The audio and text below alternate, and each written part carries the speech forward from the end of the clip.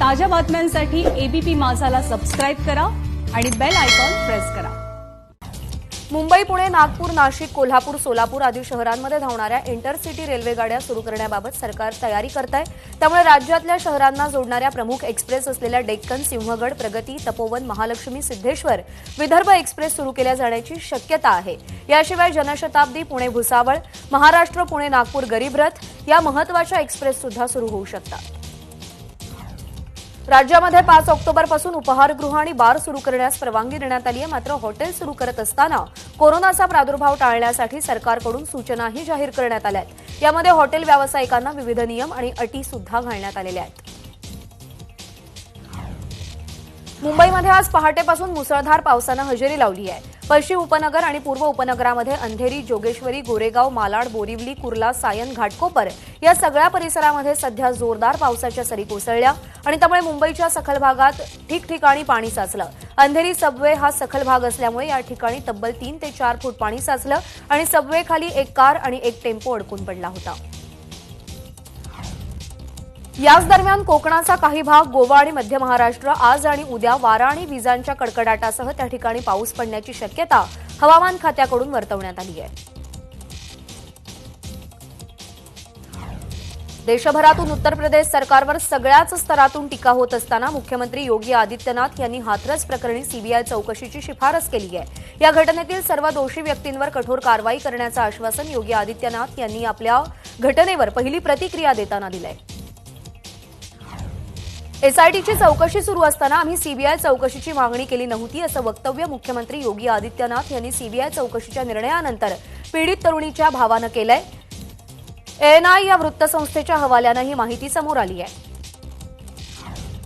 पीडित कुटुंबियांच्या घरी रात्री एसआयटीची टीम दाखल झाली। यावेळी एसआयटीच्या एका सदस्याला सीबीआय आणि एसआयटीच्या चौकशीसंबंधी विचारलं असता दोघांकडूनही तपास सुरू राहणार असल्याचं सांगण्यात आलंय।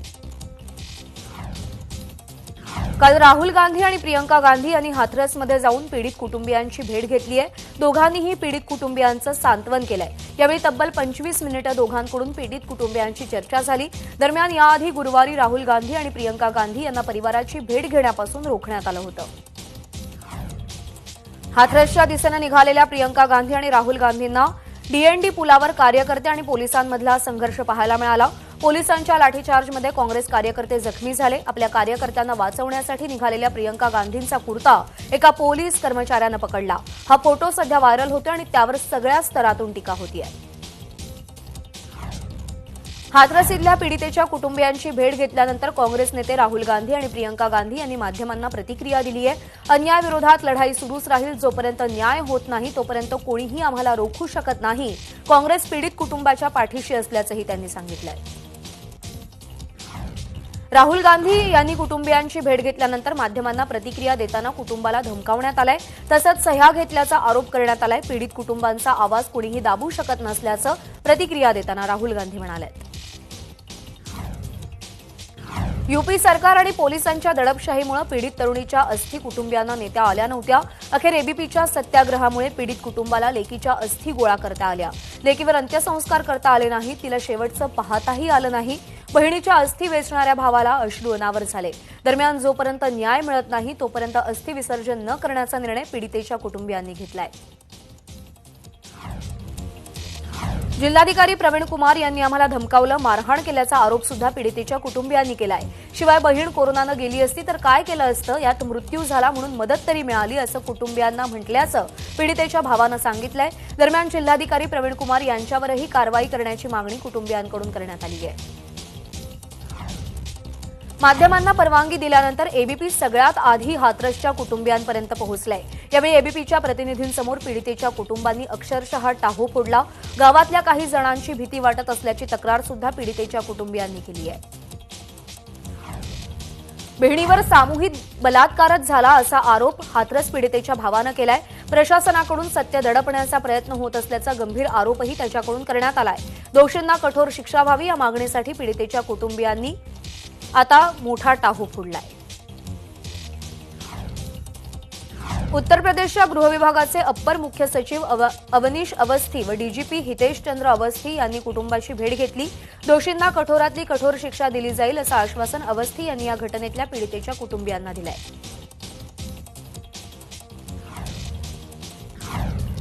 शिवसेना खासदार प्रियंका चतुर्वेदी यांनी हाथरसमधील पीडित कुटुंबियांच्या सुरक्षेसंबंधी राष्ट्रपती रामनाथ कोविंद यांनाच थेट पत्र लिहिलंय. उत्तर प्रदेश पोलीस जिल्हा प्रशासनाकडून कुटुंबियांना धोका असल्याचं म्हणत सीआरपीएफ सुरक्षा पुरवण्यात यावी अशी मागणी प्रियंका चतुर्वेदी यांनी केली आहे. काल अकोल्यामध्ये शिवसैनिकांनी उत्तर प्रदेशचे मुख्यमंत्री योगी आदित्यनाथ यांच्या पुतळ्याचं दहन केलंय. उत्तर प्रदेशमधल्या हाथरसमधल्या घटना आणि माध्यमांच्या मुस्कटदाबीविरोधात शिवसेनेनं हे आंदोलन केलं. अकोल्यातल्या जय हिंद चौकामध्ये हे आंदोलन झालं. नवीन कृषी कायद्याविरोधात राहुल गांधी पंजाब आणि हरियाणामध्ये 6 ऑक्टोबरपर्यंत ट्रॅक्टर रॅलीमध्ये सहभागी होणार आहेत. सकाळी 10 वाजता या रॅलीची सुरुवात होईल. यावेळी पंजाबचे मुख्यमंत्री अमरिंदर सिंग, नवज्योत सिंग सिद्धू यांच्या समवेत अनेक काँग्रेस नेते उपस्थित असतील. एकीकडे राहुल गांधी ट्रॅक्टर रॅलीत सहभागी होत असताना तिकडे भाजप सुद्धा कृषी कायदा समजवण्यासाठी ट्रॅक्टर रॅली काढणार आहे. सुशांतची हत्या नव्हे आत्महत्याच आहे. आता स्पष्ट झालंय सुशांतची हत्या झाली नसून ही आत्महत्या असल्याचा अहवाल एम्सच्या डॉक्टरांनी सीबीआयला दिलाय. एम्सच्या रिपोर्टमुळे सुशांतच्या आत्महत्येवरती शिक्कामोर्तब झालंय. पण कूपर हॉस्पिटलच्या रिपोर्टही योग्य असल्याचं आता समोर येत आहे. सुशांतची आत्महत्या होती की हत्या होती याचा सीबीआयनं अहवाल सादर करावा अशी प्रतिक्रिया राज्याचे गृहमंत्री अनिल देशमुख यांनी दिली आहे. एम्सच्या रिपोर्टनंतर अनिल देशमुखांनी हे वक्तव्य केलंय. एम्सच्या रिपोर्टनंतर रिया चक्रवर्तीचे वकील सतीश माने शिंदे यांचीही प्रतिक्रिया समोर आली आहे. सत्य कोणत्याही परिस्थितीमध्ये बदललं जाऊ शकत नाही. काही माध्यमांमध्ये रियाबाबतच्या बातम्या विशिष्ट हेतूनं पेरल्या जात आहेत, मात्र आमचा सत्यावर विश्वास आहे असं सतीश माने शिंदे यांनी म्हटलंय. सुशांत सिंग राजपूत मृत्यू प्रकरणातल्या ड्रग्ज कनेक्शनसाठी एनसीबीकडून अटक करण्यात आलेल्या क्षितिज रवी प्रसादला विशेष एनडीपीएस न्यायालयानं 6 ऑक्टोबरपर्यंत न्यायालयीन कोठडी सुनावली आहे. करण जोहरच्या धर्मा प्रोडक्शनमध्ये क्षितिज हा एक्झिक्युटिव्ह प्रोड्युसर म्हणून काम करत होता. बिहार विधानसभा निवडणुकीसाठीचा महाआघाडीतला जागा वाटपाचा पेचागा सुटलेला आहे. राष्ट्रीय जनता दल 144 आणि काँग्रेस 70 जागा लढवणार आहे. तसंच डावी आघाडी 29 मतदारसंघातून लढणार असल्याचं सुद्धा ठरलेलं आहे. तेजस्वी यादव यांनी पत्रकार परिषदेमध्ये याबाबतचा खुलासा केलाय. बिहार निवडणुकीतील जागा वाटपाच्या माहितीसाठी महाआघाडीनं आयोजित केलेल्या संयुक्त पत्रकार परिषदेमध्ये गोंधळ उडाला. 25 जागांची मागणी करत विकसनशील इन्सान पार्टीचे प्रमुख मुकेश सहानी यांनी पत्रकार परिषदेवर बहिष्कार टाकला.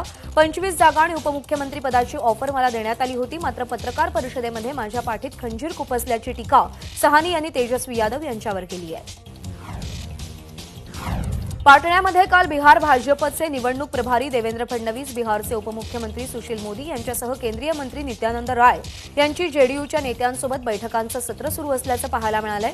दरम्यान आज भाजपच्या केंद्रीय निवडणूक समितीची सुद्धा बैठक होणार आहे. या बैठकीमध्ये बिहार विधानसभा निवडणुकीच्या पहिल्या टप्प्यातील उमेदवारांसंदर्भात चर्चा केली जाण्याची शक्यता वर्तवली जाते.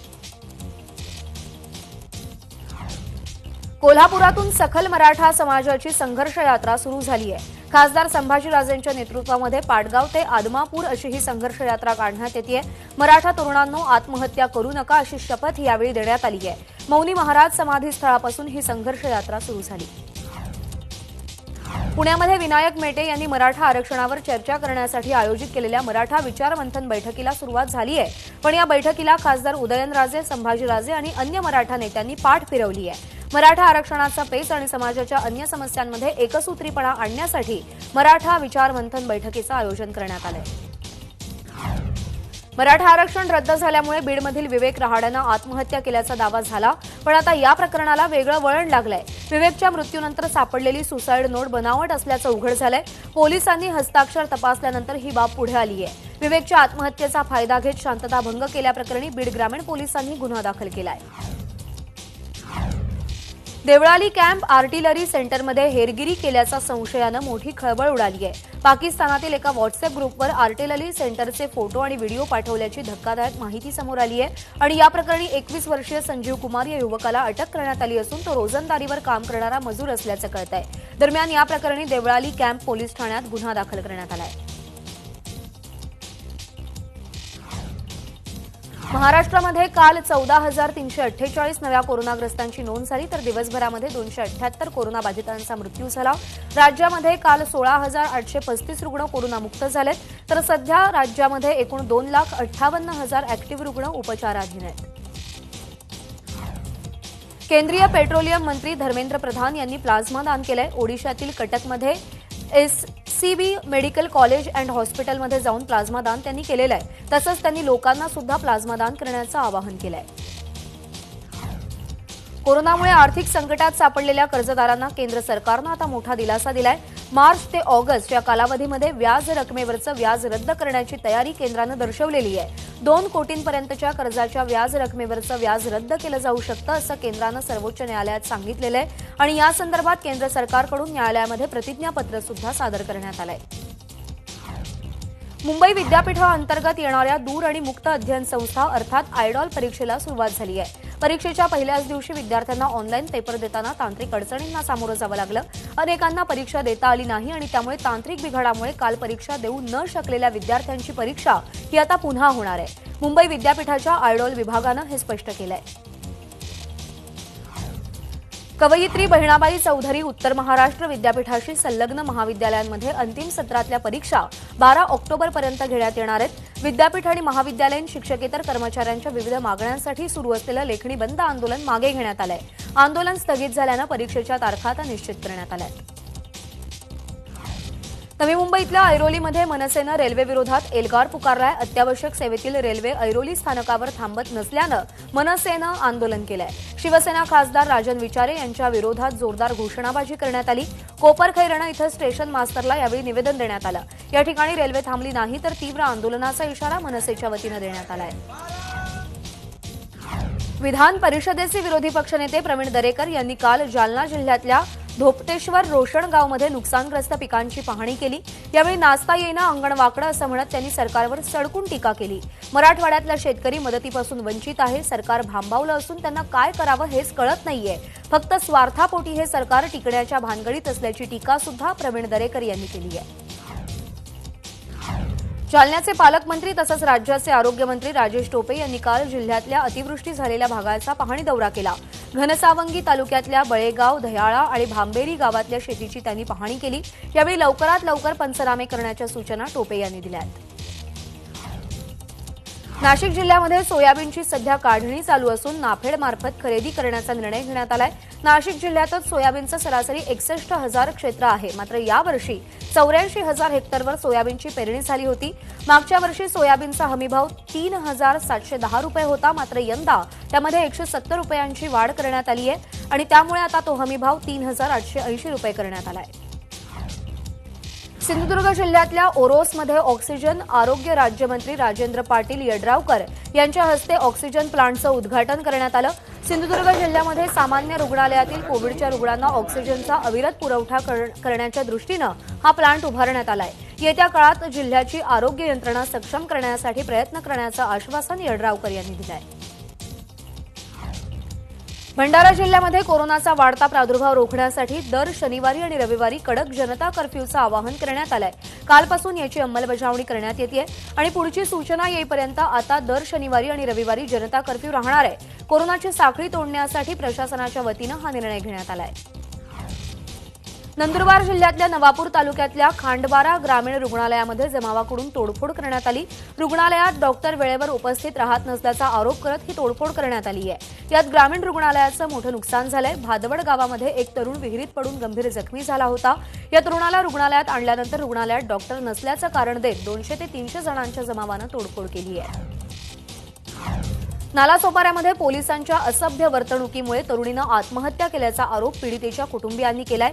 लग्नाचा आमिष दाखवून पीडित तरुणीवर अत्याचार करण्यात आले होते आणि यावरून तुळींज पोलीस ठाण्यामध्ये बलात्काराचा गुन्हा दाखल करून आरोपीला अटक करण्यात आली आहे. मात्र या दरम्यान पीडित तरुणीचा तपासाधिकारी पोलीस आणि परिसरातल्या काही तरुणांकडून मानसिक छळ करण्यात आला आणि त्यामुळे तरुणीनं गळफास घेऊन आत्महत्या केली असल्याचा आरोप पीडित तरुणीच्या आईवडिलांनी केलाय. 12 वर्षाच्या मुलीवर नात्यातल्या चुलत काकानं अत्याचार केल्याची संतापजनक घटना चंद्रपूर जिल्ह्यात उघडकीस आली आहे. अंत्यसंस्कारासाठी पीडितेच्या घरी आला असता आरोपीनं मुलीवर अत्याचार केला. यानंतर तिला जीवे मारण्याची धमकी दिली. दरम्यान सदर प्रकार समोर आल्यानंतर पीडितेच्या मुलीकडून पोलिसांमध्ये तक्रार दाखल करण्यात आली असून आरोपीला ताब्यात घेण्यात आलाय.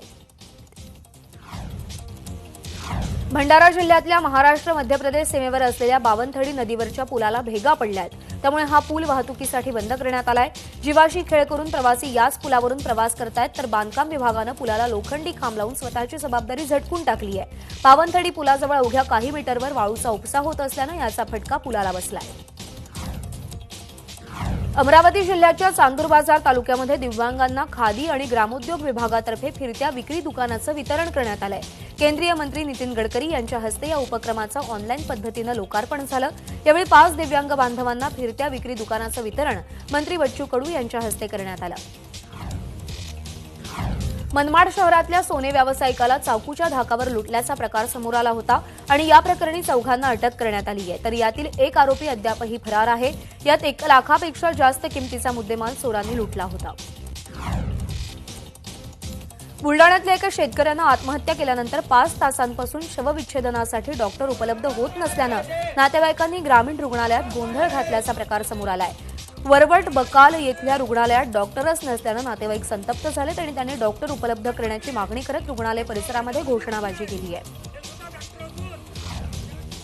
भिवंडी शहरातील 2 भागातल्या कारखान्यांना मोठी आग लागली होती. वळपाडा भागामध्ये प्लास्टिक कारखाना आणि म्हाहरू भागामध्ये यंत्रमाग कारखान्याला भीषण आग लागली होती. भिवंडी अग्निशमन दलाकडून दोन्ही ठिकाणावरची आग नियंत्रणात आणण्यात आली आहे. ठाण्यातल्या वाघवेळ उड्डाण पुलावरती भीषण अपघात झालाय. पुलावरून जाणारा एक ट्रक कलंडल्यानं त्यावर असलेले कार्डबोर्डचे सर्व सामान पुलाखालून जाणाऱ्या गाडीवर पडलं आणि त्यामुळे गाडीत बसलेले दोघंही गंभीर जखमी झालेत.